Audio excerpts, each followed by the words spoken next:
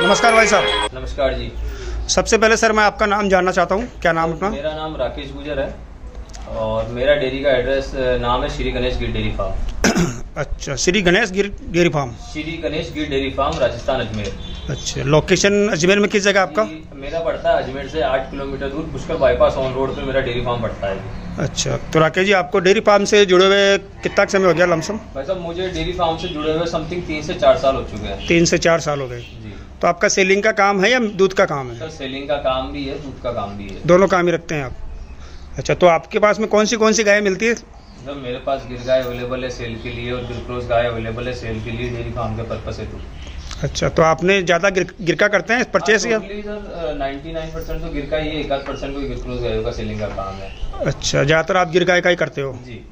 अच्छा, तो गिर गाय को इतना ज़्यादा महत्व कैसे दिया आपने? सर एक तो देसी गाय में सबसे नंबर 1 ब्रीड, ये नहीं कहता कि हर देसी गाय नंबर 1 नहीं होती है, जो गिर गाय है वो स्पेशल नंबर 1 है क्योंकि इसमें एक तो सुंदरता इसकी नंबर 1 है और दूध की जो क्षमता होती है अदर देसी गायों से इसमें दूध की क्षमता ज़्यादा पाई गई। कुछ देसी गाय भी अच्छी दूध वाली होती है, तो जो गिर गाय है वो बहुत अच्छे दूध तक की आपको गाय मिल सकती है उसके ब्रीडिंग के हिसाब से, उसकी क्वालिटी के हिसाब से। तो काफ़ी राकेश जैसे आप बता रहे हो दूध की क्वालिटी भी अच्छी होती है जी और गाय भी अच्छी होती है ये सभी बातें आपकी मैंने सुनी हैं, लेकिन काफ़ी लोग जो पशुपालक भाई है, जो किसान भाई है, जो ये गाय लेते हैं जैसे एमपी जो जैसे बाहर अदर स्टेट हो, वो काफ़ी कमेंट करते हैं कि भाई ये गिर गाय हम चाहिए कहीं से भी ले, ये हमारे सेटअप नहीं होती, इसका क्या कारण है?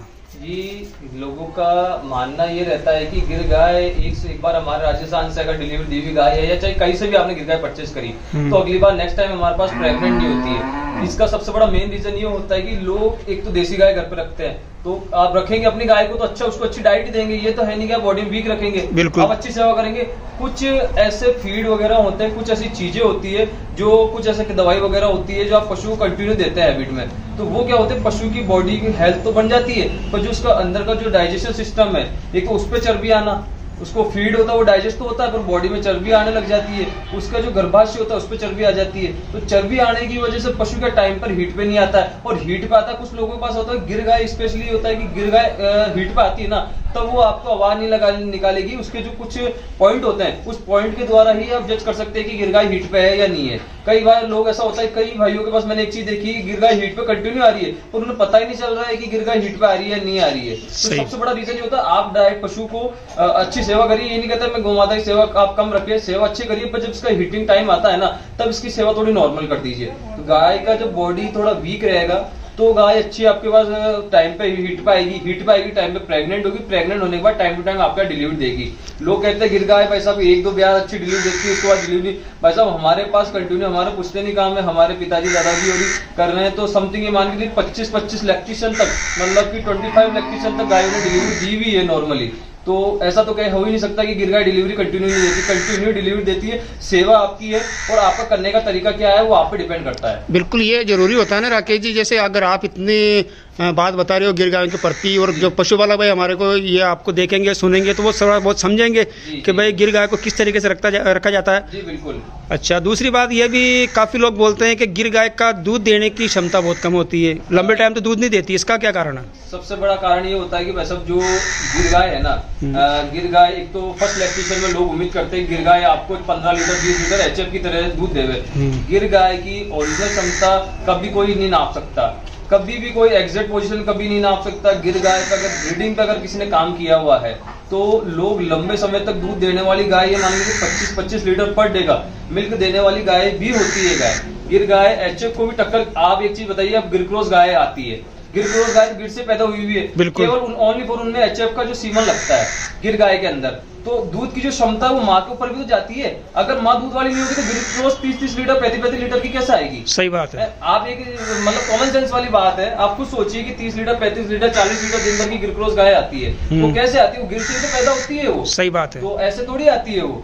तो ये जो गिर ही अच्छी दूध वाली मिलती है, वो सबसे बड़ी चीज होती है ब्रीडिंग करने के ऊपर और आपके डाइट मैनेजमेंट पे। अगर आपका डाइट मैनेजमेंट और फीड प्लान बहुत अच्छा है तो पशु आपको लंबे समय तक दूध और अच्छी दूध वाली गाय आपको मिलेगी। फर्स्ट लैक्टेशन में आपको गिर गाय 12 से 14 लीटर तक ही मिलेगी। उसके बाद अगर आप अच्छी से अच्छी उसकी सेवा करते हो, अगले लैक्टेशन में जैसे बढ़ती है, बढ़ोतरी होती है, तो वो गाय ज्यादा से ज्यादा दूध देने वाली आपको मिलती है। सही बात है। वो सब आप पे सेवा पे और आपके फीड प्लान पे और डाइट प्लान पे ही करता है डिपेंड सब कुछ। सही बात। अच्छी केयर करेंगे तो लंबा टाइम दूध भी देगी, तो लंबा समय तक दूध देगी और अच्छी दूध वाली मिलेगी।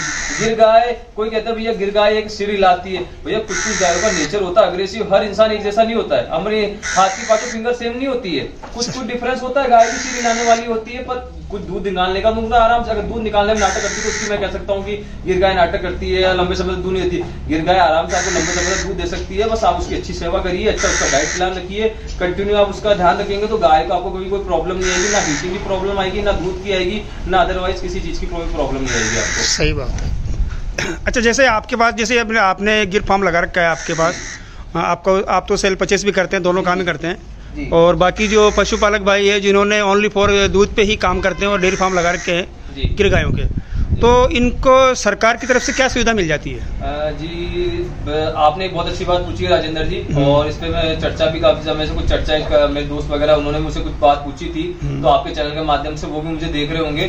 तो सबसे बड़ी चीज ये मैं बताना चाहता हूँ, गवर्नमेंट ने कई प्रकार की स्कीम आपको दे रखी है। देसी गाय की आप अगर आप गो पालन करते हो और नस्ल सुधार पर अगर आप कार्य करते हो तो गवर्नमेंट ने कई प्रकार की ऐसी योजनाएं हैं जो आपको गवर्नमेंट प्रोवाइड करवाती है। आप जिस स्टेट में रहते हैं उस स्टेट में अगर आपके वहाँ पे कोई पशुपालन विभाग है तो आप वहाँ पे जाकर कंटिन्यू जानकारी ले सकते हो। वहाँ पे आपको गवर्नमेंट हर महीने 2 महीने में आपको नई से नई स्कीम देती है, और उस स्कीम के तहत आप पशु पालिए, गोपालन करिए, नस्ल सुधार पे काम करिए, देसी ब्रीड पे काम करिए। आपको कई प्रकार की स्कीम, और उस पे सबसे बड़ी चीज होती है सब्सिडी। सब्सिडी होती है, जैसे कि आपने 10 लाख का लोन लिया तो उस पर आपको 20% सब्सिडी मिल गई, तो आपका 2 लाख तो गवर्नमेंट माफ कर रही है। किसानों के लिए विशेष सुविधाएं गवर्नमेंट ने अवेलेबल करवा रखी है, पर कुछ किसान भाई है जो इस सुविधा से दूर, काफी दूर तक है, तो लोग कहते हैं भैया हम डेयरी फार्म लगाते हैं पर हमारे पास इतना इनका दूध सेल भी नहीं होता, लंबे समय तक दूध नहीं देती है, बचत क्या आती है। तो भैया आप कई प्रकार के गवर्नमेंट स्कीम चलाती है, उसके तहत अगर आप कार्य करते हो तो आप कभी डेयरी फार्म आपका फेल नहीं होगा और आप बड़े लेवल पे, बड़े स्तर पे इस कार्य को कर सकते हो।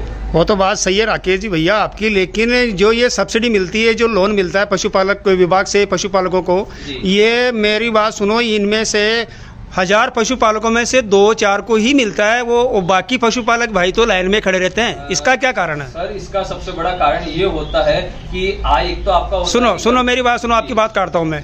अगर मतलब जो पशुपालक विभाग है ये अगर लोन देता है पशुपालकों को पशु पालने के लिए या डेयरी फार्म लगाने के लिए, तो ये हर पशुपालक को मिलना चाहिए। जो इस पशुपालक के प्रति अच्छी सेवा करता है तो उसको सबको मिलना चाहिए।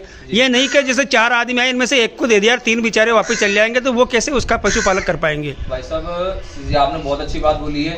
कई भाइयों का ये प्रश्न रहता है कि भाई साहब हम तो लोन के लिए अप्लाई करते हैं पर हमारा लोन ही क्लियर नहीं हो पाता है। कुछ ये जरूरी नहीं गवर्नमेंट सबका लोन क्लियर करती है। देखो गवर्नमेंट लोन चाहती है तो सबका क्लियर, गवर्नमेंट की एक सीमा होती है, एक उनका लक्ष्य होता है, एक वो उसके आधार पे कार्य करती है। जैसे आज गवर्नमेंट ने पास किया कि हमें 1000 पशुपालकों या 2000 पशुपालकों का लोन पास करना है, तो उतने पास करेगी। कुछ लोग भाई कहते हैं कि हम तो 5000 में फॉर्म भरे तो हमारे 5000 क्यों नहीं कंप्लीट हुए? तो भाइयों ये डिपेंड नहीं करता है, जो गवर्नमेंट का जो लक्ष्य होता है ना, जिस आधार पे वो कार्य कर रही है, उनकी भी कुछ सीमा है, कुछ पाबंदियां हैं, उस आधार पे ही वो लोन दे सकती है। जैसे आज आपने 2000-3000 लोगों का लोन अप्लाई किया तो उनके 5000 का स्कीम आई है, 2000 के आपने 5000 फॉर्म भरे, तो आपके 5,000 कंप्लीट नहीं होंगे, बल्कि आपके 2,000 जो आई है ना उनकी लिमिट, उनके 2,000 ही लोन क्लियर हो पाएंगे। रुझान सबसे बड़ा कारण ये होता है कि 5,000 में अगर आप लोन भी लगाते हैं तो कई बार ऐसा प्रॉब्लम आती है, कुछ डॉक्यूमेंट प्रॉब्लम हो जाती है, कुछ शेड प्रॉब्लम हो जाती है, अदरवाइज कोई भी XYZ कोई सी ऐसी प्रॉब्लम क्रिएट हो जाती है जिससे आपका लोन सेक्शन नहीं हो पाता है। लोन सेक्शन होने के लिए टोटल डॉक्यूमेंट कंप्लीट होने चाहिए और जितना उनका लक्ष्य है उसके आधार पर आपको गवर्नमेंट लोन दे पाएगी। अब ये मत सोचिए कि भाई हमने सबने फॉर्म लगाया, और मैं तो ये चाहता हूँ कि धीरे धीरे अगर जैसे रुझान बढ़ेगा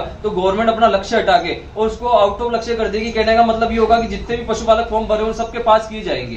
तो इस चीज को आप थोड़ा ध्यान रखिए, रुझान बढ़ाए अपने स्टेट में जहां भी पशुपालन विभाग है उससे समय समय पर आप, और एक ही लोन नहीं देती है गवर्नमेंट। आप ये मत सोचिए कि एक ही लोन दे रही है, 2,000 को मिल गया अपन को 3,000 रह गए।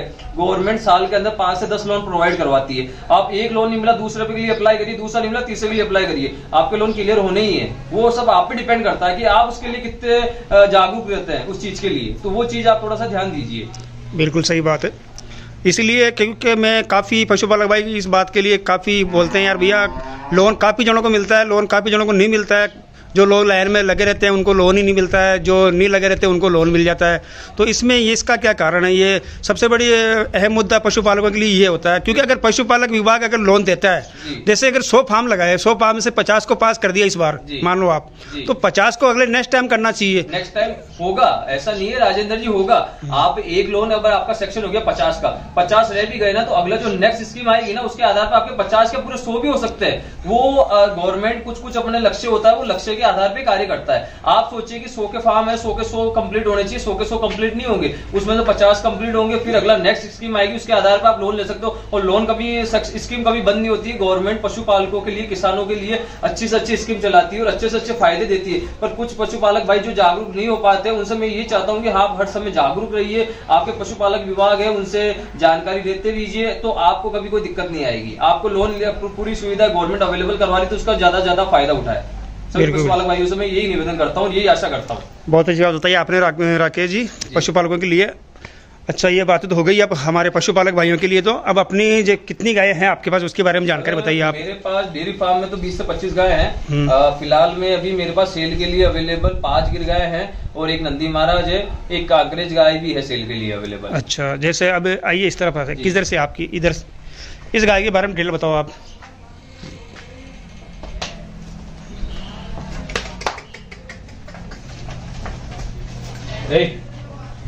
सर ये सेकंड लैक्टेशन गोमाता है और प्रेग्नेंट है और 1 महीने के अंदर डिलीवरी देगी।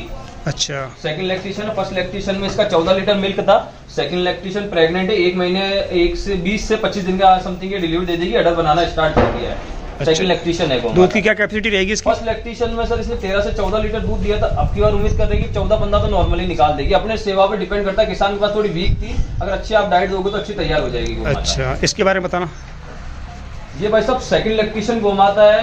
क्वालिटी 100% गिर, ओरिजिनल गिर, रेडार वाला सींग, क्वालिटी में कोई कमी नहीं है। नाभि का साइज, गले की कमल आप देख पा रहे, बहुत ही सुंदर गोमाता है। सेकंड लैक्टेशन है गोमाता। नीचे मेल काफ है। 5 से 6 दिन बच्चा दिए हुए हो चुके हैं और अभी इस गोमाता के 16 से 17 लीटर मिल्क है दिन भर का। अच्छा जी, आगे बताना। ये भाई साहब अपने डेयरी की फर्स्ट लैक्टेशन गोमाता है और ये अभी प्रेग्नेंट है और अभी 4 से 5 दिन के अंदर ये डिलीवरी देगी गोमाता। और फर्स्ट लैक्टेशन गोमाता है। 2 ही दांत बछड़ी है उम्र के अंदर और बहुत ही टॉप क्वालिटी आप देख ही पा रहे हैं। सींग की, सिर की बनावट, शरीर की, गले की कंबल, जो गिर के कैरेक्टर होते हैं कैरेक्टर की कोई कमी नहीं है। फर्स्ट लैक्टेशन है। 5 से 10 दिन में डिलीवरी देगी। मदर मिल्क रिपोर्ट इसका 18 से 20 लीटर पर डे का इसकी माँ का मिल्क रिपोर्ट। इसकी माँ भी अवेलेबल थी जिस किसान भाई से मैं परचेस करके लाया था। तो ये भी सेल के लिए अवेलेबल है। अच्छा, आगे बताना इसके बारे में। ये भाई साहब सेकंड लैक्टेशन है और ये अपने गिरी है। बॉडी में वीक है क्योंकि किसान के पास सेवा बिल्कुल भी नहीं थी। और कुछ भाई होते हैं किसान भाई जो महंगी गाय परचेस नहीं कर पाते, कहते भैया इतनी महंगी गाय हम नहीं ले पाएंगे। तो उन सभी भाइयों के लिए सबसे बड़ी चीज, एक तो इसके प्लस पॉइंट है इसके नीचे फीमेल का। अच्छा। काबरी फीमेल का है। काबरी गिर है, जो भावनगर वाला ब्लड लाइन वाला कलर आता है वही कलर की गोमाता है। सेकंड लैक्टेशन है। 6 से 7 दिन डिलीवरी हो चुके हैं और दिन भर का 11 से 12 लीटर दूध अभी तैयार है। अच्छा। और नॉर्मल बजट की है। ओनली फॉर इसकी डिमांड भी मैं आपको बता देता हूँ। इसकी डिमांड भाई साहब 35,000 रुपए डिमांड है। 35,000 रुपए अपने नॉर्मल किसान भाइयों के लिए, जो गरीब किसान भाई है जो कहते हैं भैया हम महंगी गाय परचेस नहीं कर पाते, उनके लिए ये गोमाता अवेलेबल है।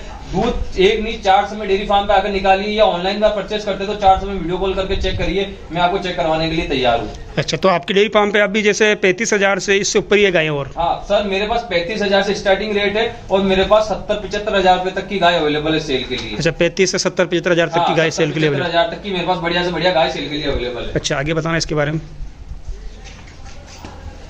वैसे ये अपनी डेयरी फार्म की खुद की ब्रीड तैयार करी हुई गौ माता है। अच्छा। सेकंड लैक्टेशन प्रेग्नेंट है। फर्स्ट लैक्टेशन में 16 लीटर मिल्क इस गौ माता ने दिया है। टॉप क्वालिटी है। जिस बुल से प्रेग्नेंट है बुल भी इसके पास बैठा है, बुल भी मैं आपको दिखाऊंगा। और फर्स्ट लैक्टेशन थी, पर डे का 17-18 लीटर मिल्क दिया था गौ माता ने। जिस किसी भाई के मन में डाउट होगी भाई साहब ये गौ माता इतना दूध नहीं दे सकती है, डिलीवरी होने के बाद में 5 समय कंटिन्यू मिल्क पाऊंगा तो उसके बाद तो आपको मानना पड़ेगा। सही बात है। और अभी ये 6 महीने की प्रेग्नेंट है और ये सेल के लिए अवेलेबल है।